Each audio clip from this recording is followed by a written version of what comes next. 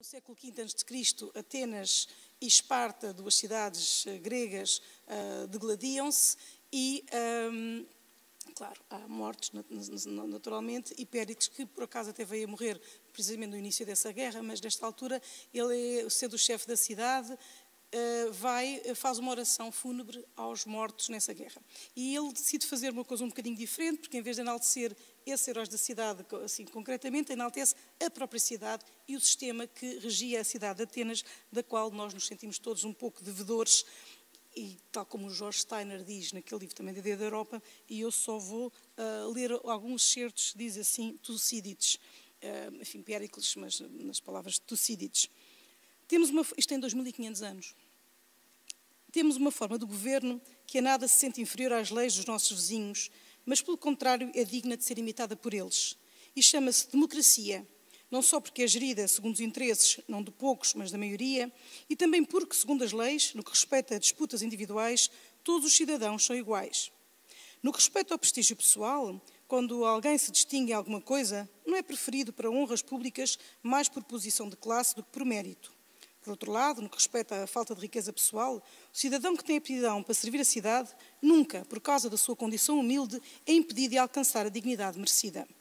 Governamos a coisa pública em liberdade e nos negócios de cada dia não agimos com desconfiança nem reagimos violentamente contra um vizinho se ele segue as suas preferências, nem tampouco olhamos com antipatia que não fere, mas magoa. Mas enquanto na vida privada convivemos com tolerância, sem nos sentirmos ofendidos, na vida pública não desrespeitamos as leis, mais por medo, porque obedecemos sempre a quem tem o poder, e também às leis, sobretudo as que foram promulgadas para ajudar aqueles que são vítimas de injustiça, e também as que, embora não sendo escritas, trazem desonra, que é por todos reconhecida. Para além disso, nós proporcionamos muitas formas para o espírito se repousar dos trabalhos do dia-a-dia, como jogos e sacrifícios durante todo o ano e com edifícios particulares e elegantes. O prazer que vem de os contemplar mantém os sofrimentos à distância. Também em virtude da grandeza da nossa cidade, todos os produtos de todo o mundo entram aqui e o resultado é que gozamos com o mesmo prazer produtos gerados por nós ou por povos de outras terras. E se falarmos em práticas de guerra, também nestas somos diferentes dos nossos adversários. Abrimos a nossa cidade a todo o mundo e não existem, como em Esparta, medidas para manter os estrangeiros fora da cidade. Nem impedimos ninguém de aprender ou ver aquilo que, porque não foi escondido, pode ajudar qualquer dos nossos inimigos que o veja. Não confiamos mais em preparativos e estratagemas do que na coragem que existe em cada um de nós quando chamados a agir. Também no que respeita à educação, enquanto desde crianças eles, por meio de dolorosa disciplina, procuram tornar-se homens de coragem, nós que levamos uma vida mais equilibrada, estamos não menos prontos a enfrentar os mesmos perigos. E aqui está a prova. Quando os lacedemónios invadem o nosso território, fazem-no com a ajuda de todos os seus aliados, e nós, ao atacarmos em território alheio, vizinhos que estão a defender as suas casas, sem dificuldades saímos vencedores. Portanto, agora vou parar aqui, porque esta parte já começa a ser mais específica sobre o modo como fazem esta parte da guerra. De qualquer maneira, diz, na verdade, nós cultivamos a beleza com simplicidade e o saber sem fraqueza. E continua, e tem aqui partes muito importantes. Eu li este excerto, eu penso que é fácil de perceber. O que Tucídides aqui fala de algo até muito próximo de nós. Vou-vos dizer, este texto tem 2500 anos, mas estamos aqui a falar de uma cidade ideal, uma cidade que abria as portas a todos, que os outros podiam aprender e ver, não é por isso que vão ser melhores do que nós, não temos que esconder o nosso saber, que temos produtos importados, porque certamente gostamos de exportar os nossos, e portanto gostamos que os outros tenham as portas abertas para receber os nossos, teremos que ter as portas abertas para receber os deles, e que há que cultivar a beleza, porque gostamos de passear numa cidade e ver casas bonitas, portanto os particulares devem ter essas casas, devemos ter jogos, algo que nos distrai do dia-a-dia, porque é muito cansativo, e posso-vos garantir que os gregos não trabalhavam 8 horas por dia, nem 7. Claro que estamos a falar, enfim, dos cidadãos, e não vamos agora, obviamente, entrar nos pormenores que estão aqui, que existem nesta sociedade, da questão da escravatura. Estamos a falar daquilo que era considerado os homens livres, era para eles que se dirigiam estas palavras. De qualquer maneira, há aqui uma ideia, porque estamos a falar de ideias e de valores que nós herdamos e estão aqui escritos. Mas Jorge Steiner, quando escreve a Ideia da Europa, fala de uma Europa também com valores judaico-cristãos e, portanto, a questão da religião também está presente. E, em relação a isso, os gregos também tinham, aliás, os gregos e os romanos tinham uma coisa que se chamava o altar a um Deus desconhecido. alguns conhecem até o livro de John Steinbeck, a um Deus desconhecido, e esse altar era uma prova dessa sua tolerância religiosa.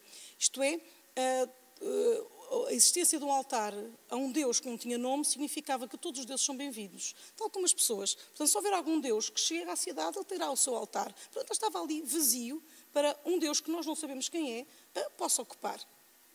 Aliás, essa foi uma das questões que fez a perseguição aos cristãos, foi a intolerância dos cristãos, os primeiros cristãos, e infelizmente não foram só os primeiros, de perseguição daqueles que não aceitavam o seu Deus. Não é? Este Deus é que é o verdadeiro e, portanto, nós não queremos um altar a um Deus desconhecido, porque o Deus não é desconhecido, diz São Paulo. O Deus é conhecido, é este que é o verdadeiro, os outros devem ser destruídos. E essa, aliás, foi até uma das razões porque surpreende como um imperador como Marco Aurélio terá deixado que perseguissem e tratassem tão mal os cristãos, ele que era tão tolerante, porque ele dizia que não tolerava a intolerância, portanto, e por isso essa perseguição terrível. De qualquer maneira, nós hoje, que numa sociedade, não a sociedade marroquina, mas uma sociedade, as sociedades que se consideram cristãs, e por isso é que é interessante como é que de fora vêm estas sociedades que são cristãs de cultura cristã. Não estou a dizer que as pessoas podem ser ateias, podem ser o que quiserem, mas a cultura de base que nos rege é esta cultura judaico-cristã. Eu vou pôr também o judaica precisamente por causa destas... Enfim, do que o Steiner também diz, que nossa herança de facto não é só de Atenas e do cristianismo, mas o cristianismo vem do judaísmo, não nos esqueçamos que Jesus era cristão. E trago também aqui assim um pequeno frasinha que vou ler de um autor italiano que se chama R. de Luca. Eu até estava hesitante se haveria dizer que ele era comunista e ateu, mas pronto, agora já disse, para não criar anticorpos, mas a verdade é que o que ele faz é estudar a Bíblia, aprendeu hebraico e todos os dias lê uma frase e diz: o dia vale a pena, porque ele fica com essas frases a remoer como o caroço de uma azeitona, e que é o título, aliás, do livro, e portanto ele sente essa questão. Então são pequenas histórias, pequenas reflexões sobre pequenos pedacinhos da Bíblia que o fazem pensar. E este que eu vos vou ler, que eu vou só ler o final, porque até tem 4 páginas, que se chama O Sumário do Intruso, em que ele diz que o ano em que a sua mãe o deu à luz não era santo. Os hebreus, tinham como lei consagrar um ano em cada 7, deixando em descanso o solo. O seu ano de nascimento não pertencia ao ciclo dos sabáticos, ao ritual imposto pelo verbo shabat, suspender. Não nasceu num momento de alegria, mas durante uma viagem, uma deslocação forçada. E continua a dizer como é que ele nasceu, e como o anjo avisou o pai de que ele ia matar as crianças. E ele pergunta porque é que só avisou aquela pessoa, porque só veio um anjo, porque é que tantas crianças foram mortas, para que aquela sobrevivesse. E ele diz que, no fundo, diz que ele permaneceu vivo graças ao único prodígio de que não foi autor. Por toda a sua vida, pouco procurou acertar a conta daquela injustiça, até se fazer suspender sobre um obsceno patíbulo romano que expunha a morte no alto, à vista e manifesta. Não teriam podido imaginar aqueles conquistadores que espécie de ícones estavam a montar sobre o Gólgota.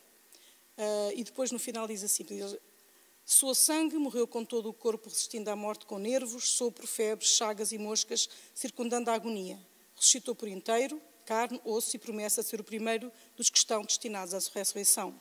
Se nascesse hoje, e seria num barco de imigrados, atirado ao mar, juntamente com a mãe, à vista da costa da Puglia ou da Calábria. Talvez continue a nascer assim, sem sobreviver, e o 25 de dezembro seja apenas o mais célebre dos seus aniversários. Depois dele, o tempo reduziu-se a um entretanto, a um parênteses vigília entre a sua morte e a sua nova vinda. Depois dele, ninguém é residente, mas todos são refugiados à espera de um visto. Somos nós, bem nutridos do Ocidente, a coluna de estrangeiros em fila para lá do último guichê. E estas são as provocações que eu deixo desta Europa, do que ela é, do que ela foi, do que ela se está a tornar. Problemas que Tucídides levanta, ou descrição que Tucídides aqui nos apresenta, em tanta coisa semelhante àquilo que nós ainda hoje vivemos. O que George Steiner apresenta na ideia da Europa é uma Europa que valoriza a beleza, a música, uma Europa que dá nome às coisas, não dá número. As ruas têm nomes de pessoas porque é importante permanecer a memória. Nós apagamos a memória, apagamos aquilo que nos faz identificar como grupo. E se fazemos isso e passamos a dar número, um dia não saberemos quem somos. também tudo isto subjaz a questão da educação, porque se nós não formos educados, se nós não aprendermos, não criticamos e não sabemos discutir. E é muito importante conhecer o outro. Uma das coisas também em Matrizes, eu dava um bocadinho das chamadas religiões do livro, em que também está o Islão, porque nós também desconhecemos o Islão e nós desconhecemos o cristianismo. Nós que somos países laicos e que é cristão a pessoa individual, mas o país é laico, mas de uma matriz judaico-cristã, na verdade não nos conhecemos e não nos sabemos defender. E a verdade é que também não conhecemos o outro. E o desconhecimento do outro também é que nos faz preconceituosos. E tudo isto é o que perpassa nestes textos aqui que eu vos li e que agora, convidando, e vou passar primeiro à nossa convidada, que vem de um país que tem uma língua que é património, temos este património comum, que é a língua, mas um país que, entretanto, teve muitos empréstimos, também linguísticos e culturais, não só dos povos autóctones, que nós invadimos e, enfim, tentámos destruir e que, infelizmente, continuam num processo de destruição, mas tem também de outros países da Europa. Portanto, o Brasil é feito de uma Europa que foi de vários sítios e de povos que lá estavam. Portanto, como é que este Brasil vê esta Europa? Penso que a Cláudia tem aqui um microfone. Muito obrigada. Bom, obrigada, doutora Adriana, doutora Alegria, obrigada a público, muito boa noite, boa tarde, né? Enfim, o modo como o Brasil vê a Europa é muito multifacetado, porque o Brasil não é um só. Nós temos ainda também uma grande influência africana, não é? Que é uma relação que a gente tem até mesmo com Marrocos. E, assim, tem essa... A gente pode pensar numa Europa vista do Brasil, do ponto de vista do Brasil ter sido colonizado, do modo como, muitas vezes, não tem brasileiro que não diga que não tem um parente português ou italiano, mas o que eu ia falar é, muitas vezes vai se encontrar um brasileiro que diz que tem mais facilidade de entender um espanhol falando do que o português de Portugal, como se diz lá, especialmente do norte, que é falado com muita velocidade. E é interessante, porque existe um descolamento muito grande e, ao mesmo tempo, uma continuidade. Eu estou vivendo aqui desde janeiro. Mesmo que eu tenha estudado sociologia, que eu tenha uma formação em humanidades, me impressiona a influência, o quanto eu reconheço do Brasil aqui em Portugal, especialmente nas instituições, nas relações políticas e jurídicas. Por exemplo, tem inúmeras análises dos explicadores do Brasil, como nós chamamos, Sérgio Buarque de Holanda, Raimundo Fauro, que sempre falam em República de Bacharéis, na importância do direito no Brasil. E isso vem diretamente de Portugal. E, assim, as falhas da nossa democracia, que está sendo muito atacada nesse momento, eu também reconheço, eu vejo alguns sinais disso, não no momento presente de Portugal, mas na história recente de Portugal, no salazarismo, nessas ondas de de extremismos que a gente reconhece na história portuguesa e que na história do Brasil são ainda mais marcados, ainda mais... esse traço é muito forte e é um traço que eu percebo assim, o DNA claro que vem de Portugal. Ao mesmo tempo, assim, esse é um recorte possível. A gente pode pensar num Brasil que olha para uma Europa a partir disso que você já mencionou, que nós temos grandes comunidades italianas, espanholas, de origem italiana, de origem espanhola, de origem alemã, até ucraniana. Tem em várias regiões diferentes do Brasil, há nichos assim, de japoneses. Sim, a maior cidade japonesa fora do Japão é São Paulo. A maior cidade negra fora da África é o Rio de Janeiro. Eu vou aproveitar, não vou dar os 20 minutos a cada um deles, assim, vou intercalar. Arquiteta Alegria e o Reino de Marrocos, nesta uma visão da Europa. Ora, boa tarde a todos. Obrigado pelo convite. Portanto, queria clarificar uma coisa. Eu represento aqui formalmente o Reino de Marrocos, mas eu sou português. Contudo, sou um português de coração marroquino. Já sou consulado há 18 anos, mas antes disso já estava muito ligado a Marrocos desde há 40 anos. Portanto, vou tentar falar sempre da visão a partir de Marrocos. Eu acho que a visão a partir de Marrocos em relação à Europa é feita de muitas continuidades. Contrariamente ao que se possa pensar que o mar Mediterrâneo que separa, não, eu acho que o mar Mediterrâneo, neste caso, sempre uniu.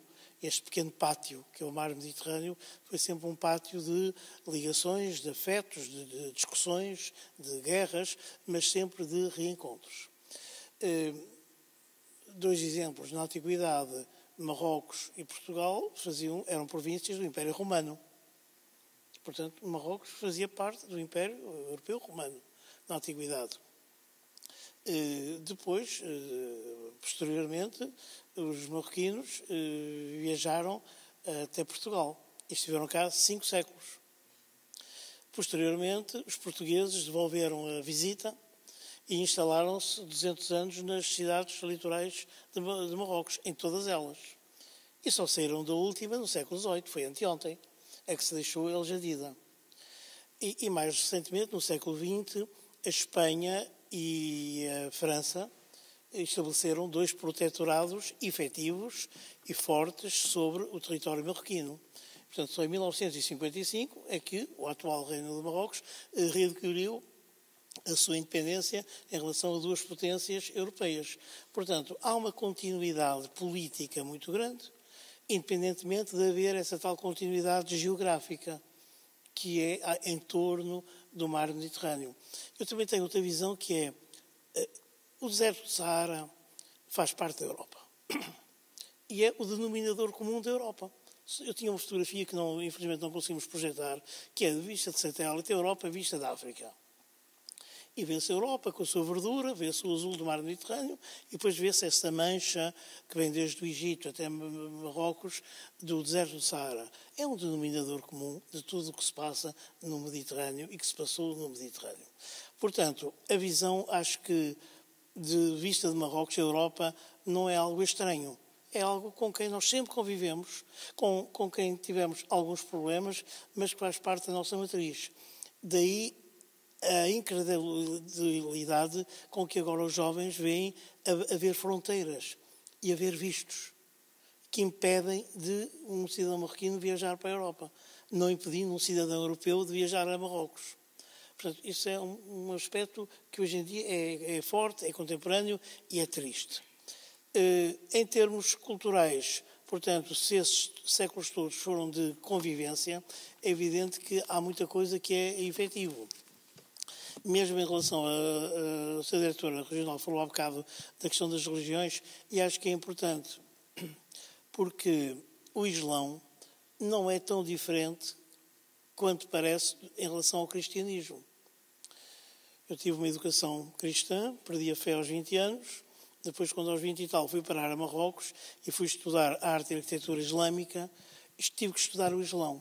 E até, eu como fiquei sempre, sou crente em Deus, não tenho nenhuma religião, pensei, é agora que vou encontrar aqui a minha fé. E não encontrei, porque encontrei foi os mesmos dogmas do cristianismo. Estão lá todos no islamismo. E no dia do juízo final, quando Deus nos prestar contas, Deus está a presidir, à sua direita tem o profeta Mohamed, porque foi o último profeta grande, e à sua esquerda vai ter Jesus.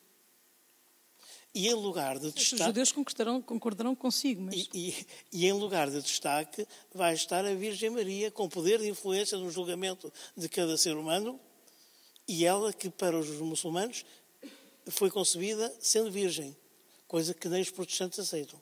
Bom, já estou a divagar para as semelhanças entre o Islã... Não está. Aliás, está muito bem, porque precisamente esses pontos de confluência são surpreendentes quando alguém que começa a estudar um bocadinho, ou mesmo a ler o Corão, começa a perceber estas semelhanças e o facto de virem todos, de serem as religiões abraâmicas, são todos descendentes de Abraão. Portanto, não há assim tanta a diferença dos homens. Não é? Isto querendo pôr a existência de uma divindade aceite por estas bases europeias, não é? Porque a verdade é que a Europa, no tempo dos gregos, tinha outras crenças e tinha outras divindades. Pronto, mas, de qualquer maneira, agora estamos a lidar com estas, e são estas que muitas vezes criam problemas, situações fraturantes, em relação às quais a Europa se sente um pouco ameaçada. E, portanto, como é que, por exemplo, no caso, vou falar só de Marrocos, porque é quem aqui está a representar, mas cá tem mais, como é que se sentem as pessoas que não querem ameaçar nada nem ninguém, que se sentem que de repente são olhadas como ameaçadoras, não é? A doutora falou há bocado da questão também, na leitura que fez, falou da importância do belo na sociedade grega. Ora, o belo é algo que é muito importante também no Islão. Há um hadith do profeta que diz: Deus é belo e ama a beleza. E em toda a arte islâmica, uma das fontes fundamentais da arte islâmica é a arte romana. E a arte, e indiretamente a grega também. Portanto, começam logo aí também bases de continuidade. Nós, acho que temos até uma apetência, nós portugueses, em admirar a arte islâmica, porque a arte islâmica entrou no Manuelino, por exemplo. A presença dos pedreiros, bons artesãos da pedra, cá em Portugal, que eram moçárabes, e que puderam trabalhar as belíssimas catedrais portuguesas, já da Idade Média e do Gótico, portanto, foram buscar muito a arte islâmica, e também aí é um território de continuidades. E daí nós temos também essa facilidade, nós portugueses, agora estou a falar do lado português, em apreciarmos a arte islâmica. Eu ia perguntar aqui à doutora Cláudia, que estávamos um pouco, falou da questão de, toca um bocadinho a questão de África, o Brasil e o modo como nós, a Europa, temos alguma dificuldade em lidar com esse passado. Não é? Um passado em que escravizamos, mas faz parte. E, portanto, como é que os países, que de alguma maneira, por exemplo, o Brasil, que foi vítima, digamos, dessa ação, como é que isso interfere no modo como se vê a Europa? E outra pergunta, não sei se quero pegar nela, a questão da educação, como é que isso é ensinado, como é que nós aprendemos de uma certa maneira, como é que no Brasil se estuda essa história europeia e como é que no Brasil a educação promove também a tolerância, por exemplo, que os gregos falavam.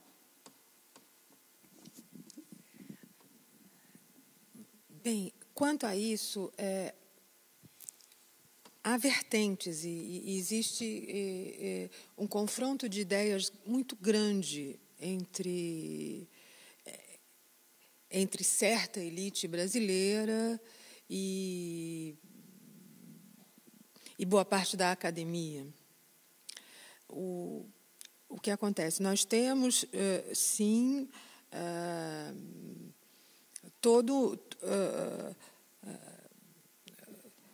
toda uma pedagogia do oprimido desenvolvida por Paulo Freire, Anísio Teixeira, né, grandes educadores brasileiros que tinham um olhar anticolonial ou decolonizante.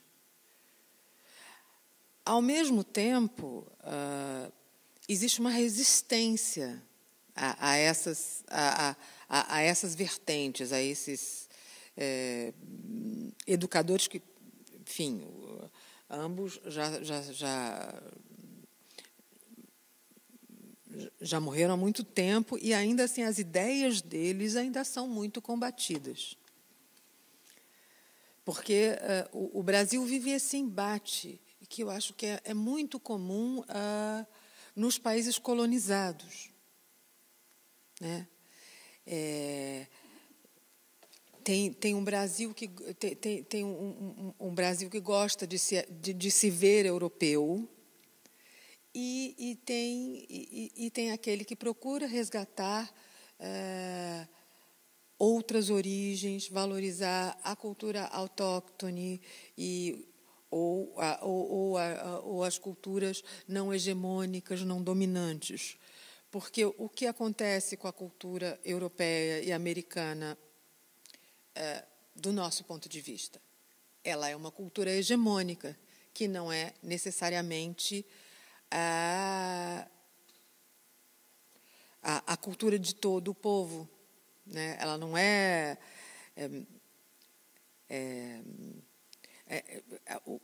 diferentemente do que acontece aqui na Europa, a cultura não é... Como é que eu vou dizer? Ela não é reconhecida como de todos. Como cada país europeu se vê... Por exemplo, o italiano é italiano. Embora o italiano do norte fale mal do italiano do sul, ele é italiano. Apesar da unificação da Itália ter sido bem tardia. Eu estou dando um exemplo da Itália por causa disso. Porque o português é português quase desde a Idade Média. Mas acho que no Brasil é essa diferença? Sim, no Brasil tem uma diferença muito grande. E como é que a educação... Há programas escolares, de um modo como é que ideia que se quer transmitir da Europa, por exemplo, no ensino? No ensino, Porque essa é a ideia, digamos, oficial que se tem da Europa. Não, uma ideia bem oficial que se tem da Europa, e isso é muito interessante, tudo que é gracioso e culto vem da Europa. Por exemplo, na música, o que é muito popular e tal, pode vir de outros lugares, mas assim, a alta cultura, na visão do brasileiro médio, ela é uma coisa que vem da França, de Portugal, da Espanha. Isso é muito valorizado por um certo tipo de pessoa. E muitas vezes você tem uma negação do que é mais popular, do que não tem esse selo de qualidade europeu. É quase como se fosse um selo de qualidade. É isso que é pensado. E em relação a Marrocos, há um conhecimento disso, pronto, que os jovens, por exemplo, marroquinos que vêm para a Europa e sentem que não podem ter as fronteiras mais fechadas do que o contrário dos europeus quando querem ir a Marrocos. Mas há esse conhecimento, estuda-se a Europa, olha-se para a Europa, ou Marrocos vira-se para a África? Ora bem, dada a posição geográfica de Marrocos na entrada do Mediterrâneo, nós estamos acima, eles estão abaixo. Todas as civilizações deram à costa, em Marrocos. Portanto, o povo berber, que era o povo originário de Marrocos, sempre se habituou a conviver com múltiplas cidadanias, com múltiplas civilizações. Hoje em dia, se formos perguntar a pessoas da classe média em relação a qual é a ideia que eles têm dos europeus, eu diria duas coisas. Têm uma ideia muito negativa dos povos que os colonizaram no século XX. França e Espanha. Porquê? Porque é um colonialismo recente. E, portanto, eles sentem que aquelas potências ocuparam durante 50 anos o território e que, de certa maneira, destruíram parte do seu património, parte das suas... Tentaram destruir. Atenção que em Marrocos não destruíram tanto quanto na Argélia e na Tunísia. Na Tunísia e na Argélia, a política cultural e urbanística e militar da França foi de destruir completamente as cidades para ocupar e para tornar francesa. A Argélia era uma província ultramarina, assim designada, como Angola e Moçambique, e as colónias portuguesas eram designadas... Tinham os vestígios romanos. Exatamente. Portanto, em relação ao colonialismo do século XX, há ressentimentos. E vê-se que a relação é um bocadinho sofrida. E, embora queiram vir para a Espanha e para a França, mas é por razões monetárias. Em relação a Portugal, é todo o contrário. Não sei se foi por essa convivência de tantos séculos, ou também porque a nossa colonização em Marrocos foi só no litoral, foi só nos portos, portanto, no fundo, facilitou a circulação de mercadorias, facilitou a saída de mercadorias marroquinas, facilitou a entrada de mercadorias da África, da Europa, etc. E os portugueses nunca conquistaram nenhuma cidade do interior. Portanto, nunca destruíram uma cidade em Marrocos, nunca destruíram culturas. E então, o que é que há? Há quase que um endeusamento da cultura portuguesa. Então, há uma expressão extremamente popular, mesmo das classes, enfim, menos instruídas, que é Bertuquesi. Bertuquesi. Eu lá, quando me apresento, chego a qualquer sítio, digo sempre, eu sou Bertuquesi. E o que é Bertuquesi? É português, não é?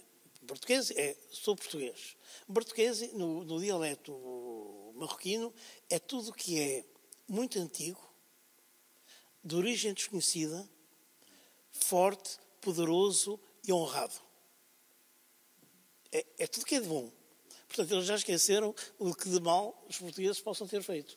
E então, isto também tem a ver com o património edificado.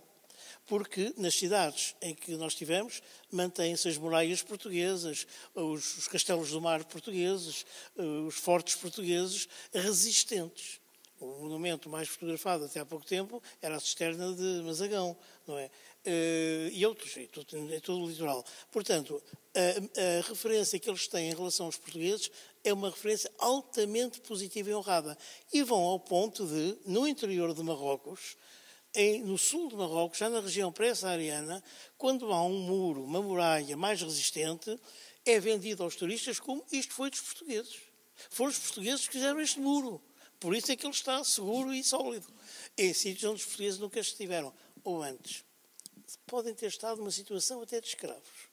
Porque nas escaramuças que havia junto a Safi, junto a Mazagão, junto a Mogador, certamente que algumas escaramuças eram feitos prisioneiros soldados portugueses que eram levados para a retaguarda. E a retaguarda é a região pré-saariana. E como eles eram todos bons pedreiros, até ajudaram, e está provado, há um estudo da Universidade Belga que provou que parte até dos bons estuques da região, rebocos, da região saariana, foram os portugueses que levaram os prisioneiros de guerra. Pronto, mas isso era uma minoria. Mas, em geral, a imagem que há de Portugal em Marrocos, em relação ao povo em geral, é uma imagem altamente positiva. Também, referindo à questão da língua, há um vocabulário comum muito grande, como se sabe, há na língua portuguesa cerca de 800 palavras de origem árabe. Não estamos a falar da língua berber, estamos só a falar da componente árabe, mas também há muito vocabulário português lá deixado. Palavras não tão clássicas, mas mais como carroça, como camisa, como cozinha, gamela, portanto, que os portugueses deixaram, o que também facilita, às vezes, o entendimento de algumas coisas. Temos estado a falar um pouco, parece-me, de uma visão erudita em relação à Europa.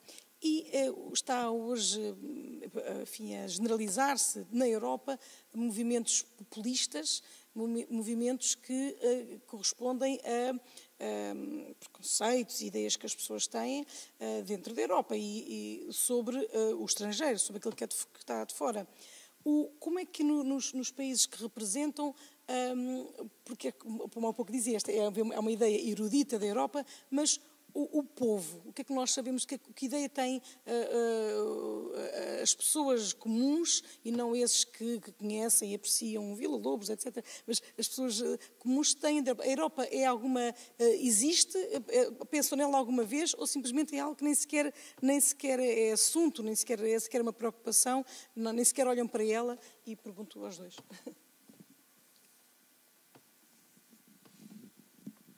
Bom, eu acho que eu já toquei um pouco nessa questão da imagem popular da Europa, vista do Brasil e da América do Sul.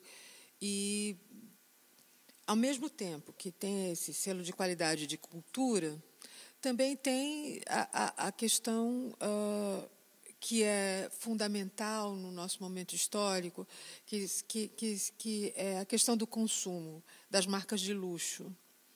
A Europa, num imaginário mais popular, especialmente na América do Sul, e eu tenho certeza que nos Estados Unidos também, tem muito essa marca de estar relacionada ao luxo, ao produto bem acabado, bem feito, os vinhos, os azeites, as bolsas, a alta moda. O negro brasileiro, por exemplo, não olha para a Europa como, e que está, quando digo, não estou a dizer um negro brasileiro, que tem dificuldade, aliás, há tantas histórias. Sim, uma pessoa periférica, uma pessoa... Porque mesmo que não seja periférico, muitas vezes é olhado de lado precisamente por causa da sua cor. Não há nenhum movimento em direção à Europa de nós estamos aqui, e este país onde estamos, e que se calhar somos uma grande maioria, continua a olhar-nos, se calhar, como os europeus nos olhavam há 200 ou 300 anos, que se não há movimentos nesse sentido. Existe, sim, mas me parece uma coisa mais mediada. Não é no sentido de ver a elite brasileira branca e rica como europeia, exatamente. Mas como herdeira dessa Europa... Como herdeira dessa Europa, mas você já tem uma mediação. No fim das contas, você tem um embate dentro do próprio Brasil. Aí, a gente não está aqui para discutir isso, mas as dimensões continentais do Brasil fazem com que as nossas relações, as nossas dinâmicas sejam muito internas. Uhum. O Brasil por incrível que possa parecer, por mais que o brasileiro seja muito simpático e muito aberto, o Brasil é um país um pouco fechado, culturalmente. E Marrocos? Para além daquilo que eu já disse, da boa imagem que o povo marroquino tem dos portugueses como povo, e hoje em dia com o futebol, então, com o Cristiano Ronaldo, isso ainda está muito mais facilitado. Acho que há outra visão das classes menos cultas, que é de ver a Europa como a árvore das patacas. E, portanto, aquele apelo à imigração desesperada, muitas vezes, é com essa ilusão de que quem vem para a Europa facilmente colhe o dinheiro que cai das árvores. E isso, embora antropologicamente eu acho que as famílias marroquinas são muito parecidas com as famílias portuguesas. Na base, o respeito pelos mais velhos, o bem tratar as crianças, o convívio familiar. Eu reconheço em Marrocos praticamente a continuidade do espírito português. Mas na questão da expectativa da chegada rápida de dinheiro, quando um filho imigra para a Europa, é terrível. E até a pressão que põe em relação a esses jovens imigrantes que, coitados, vão ter que estar durante décadas para conseguir fazer algum pé de meia na Europa e estão sempre a ser pressionados pelas famílias para mandar dinheiro, já, rapidamente. Porquê? Porque tudo é fácil na Europa. E daí eles fazerem-se ao mar. Nessas desgraças das máfias, com essa desgraça das máfias que os põem em pateras e que agora estão a mandar muito aqui para Portugal, não é? Para a costa de Espanha, para o Elva e muito próximo a Portugal, porque em Portugal é muito fácil legalizarem-se. São desesperos, acreditando que a Europa é um mundo de facilidades. Antes de passar para o público, vou terminar com... Quer dizer, os nossos convidados podem continuar, obviamente, porque certamente o público vai colocar questões, mas para terminar com um toque divertido, mas pegando nisso, um humorista do Malawi, num concurso televisivo, contou esta história. Portanto, ele veio do Malawi para a Inglaterra e as pessoas perguntam: então o que é que tu cá vieste fazer? Assim, eu vim porque vocês me chamaram, porque eu lá, no Malawi, eu só ouvi dizer que os ingleses diziam: os estrangeiros ficam-nos com os melhores empregos e com as melhores mulheres. E disse: então vou para lá. Porque eu sou estrangeiro, vou ter um belo emprego e vou ter uma bela mulher. Portanto, esta dificuldade de comunicação, ou aquilo que se vai dizendo, também muitas vezes estimulado por estas coisas que nós próprios dizemos daquele que é o outro. Bom, acho que temos aqui algum alimento para o espírito que passo a palavra, penso que estarão a pensar nisso, e passo a palavra para os nossos convidados. Este microfone não será outro microfone? Não, é outro. Pronto. Então, quem é que quer dizer alguma coisa? Eu vou só pedir que, quando der o microfone, a pessoa que pode falar tire logo o microfone, está bem? Porque quando as pessoas ficam com o microfone na mão, nunca mais... Olá, muito bem, Xavier. Boa noite, vou tentar de falar português ou espanhol. Galego, é mais... galego. É um especial, eu conheço... Bueno, teño conocimentos jurídicos, fixe no curso de Dereito, estou totalmente anonadado, atónito, por el señor cónsul, que le voy a recomendar que a los marroquíes le diga que façan una ley de memoria histórica, como fizo Zapatero en España. Me explico. En el año 1570 y tantos, un rey portugués, que saben muy bien quién era, el desechado, rey Sebastián, organizó un ejército que salió de Lisboa y en Alcácer-Quibir quería conquistar todo lo que es hoy Marruecos, la parte norte, lo que es el Magreb, que también incluye Argelia, Túnez, etc. Morreron en un solo día, porque iban tropas cristianas, españolas, mayor parte portugueses, en Alcácer-Quibir. Yo estuve lá, morreron 24.000 portugueses en un solo día. Os mortos de las chamadas guerras coloniales de Salazar morreron en 10 anos 8.300. Con esto digo portugueses. Quiero decir la importancia tan grande del confronto de civilizaciones cultural a tesis contraria de que você defende. Que sempre estuveron en el Imperio Romano, pues que eran provincias, eso é certo, tanto las Hispanias como Marruecos, el norte de África, pues eran provincias romanas, é certo. Mas a partir de Edad Media, a partir de la eclosión del Islam, se afastaron los caminos. Tal foi así que el rey Sebastián quiso cristianizar todo el norte de África y atacó con un ejército. Entonces eso es confronto, guerra pura, no es nada de amistad y confluencia de culturas. Lo contrario, no hay alianza de civilizaciones. Entonces, yo moré 2 meses en Marruecos. Las ciudades que más gosto de Marruecos precisamente son las fundadas por los portugueses. Essaouira, Asila, las preferidas, Asila. Y voy a contar una cosa que pasó en una ciudad falando de que no hay confluencia de civilización ni cultura. En Larache fui a visitar un cementerio de un famoso cristiano, que hay un cementerio cristiano, un famoso poeta que está allí enterrado de cuxo nome non me lembro. Pois, decían ás 6 da tarde, fexaban o cemiterio, e eran as 5 da tarde, estaban fexados as portas. Preguntei a un guardia que había ali e díxome: no, es que fexamos as portas ás 5 da tarde porque os meninos saen das escolas coránicas e rompen, profanan las cruces de los cristianos.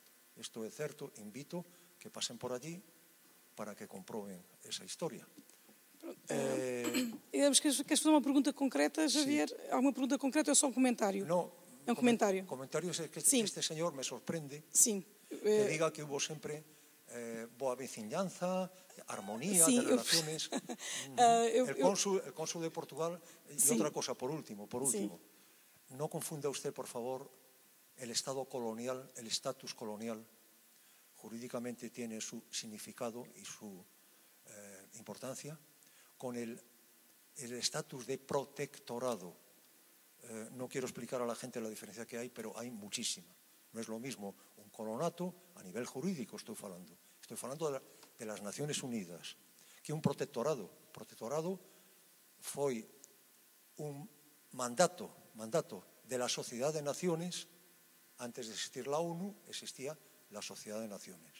Y dijeron a Francia y a España que pusieran orden porque había un mosaico de tribus que sempre estaban a briga unas con outros y encomendaron a estos dos países, España y Francia, que pusieran orden. Francia ficou con la parte sur y España con la parte norte. Vosé dice que los franceses destruyeron, pode ser, porque no es lo mismo Argelia, que era una colonia, que aso que sí, mais vosé vai a Casablanca y todas las grandes edificaciones y los grandes ministerios son franceses. Casablanca es una ciudad francesa y fixeron muchas obras que deixaron ali. Solo quería precisar estos... Obrigada. Pode pegar no microfone? Eu, antes de passar a palavra ao arquiteto Alegria, queria só dizer que, bom, enfim, obviamente penso que deve ser percebido, mas o arquiteto disse que tiveram cá 500 anos, nós tivemos lá 200, portanto não houve aqui branqueamento na intervenção, dizendo que nós tivemos de facto 200 anos lá e nesses 200 anos não estivemos a construir casinhas, estivemos efetivamente a querer cristianizar, porque era esse o nosso objetivo e obviamente também construímos casinhas, não é? Quando eu estou a dizer casinhas, é um modo de dizer, então, perante o arquiteto, eu peço-lhe desculpa. Não, o que eu quero dizer era, portanto, agora, estás a dar alguns exemplos que são exemplos de situações que viveste, que te contaram, da questão dos cemitérios, etc. E nós, quantas coisas podíamos contar aqui. Portanto, eu penso que a ideia não será os casos concretos que nós vivemos ou que vimos de intolerâncias ou de outras coisas que estão já a acontecer, mas, efetivamente, historicamente, houve esta ligação, de facto, no tempo antigo, e também, ainda há pouco, nós sabemos todos, então, Olhão, as relações comerciais e até familiares que foi tendo e continua a ter com Marrocos. Portanto, é de facto um país que está muito mais próximo de nós do que qualquer outro nesse aspecto. Mas, de qualquer maneira, vou passar a palavra ao Sr. Arquiteto, se quiser dizer mais alguma coisa. Como tocou muitos aspectos diferentes, eu vou ter que sintetizar só 2 ou 3. É evidente que nunca ninguém imagina que se vai ocupar outro país levando taças de rosas para oferecer.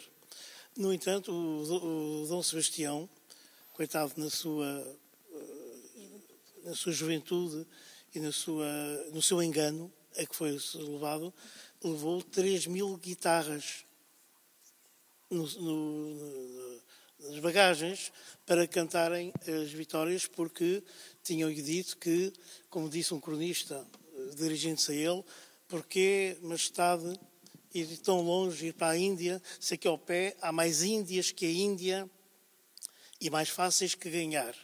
Isto é, era uma conquista. Era uma conquista económica e religiosa. É evidente, isso sabe-se. Portanto, que a guerra é guerra, que a colonização é colonização, mas há colonizações e colonizações. Devo render homenagem a um personagem que salvou, no protetorado francês em Marrocos, salvou da destruição o património marroquino. Foi o Marechal Léotet. O Marechal Léotet foi o primeiro governador-geral do protetorado. Era um homem extremamente culto. Quando chegou a Marrocos, foi viajar por todo o Marrocos, a cavalo, e ficou espantado com a riqueza da arte e do património marroquino. E deu ordens de nada ser destruído. E mandou fazer cidades novas, Les Villes Nouvelles, ao lado das Medinas.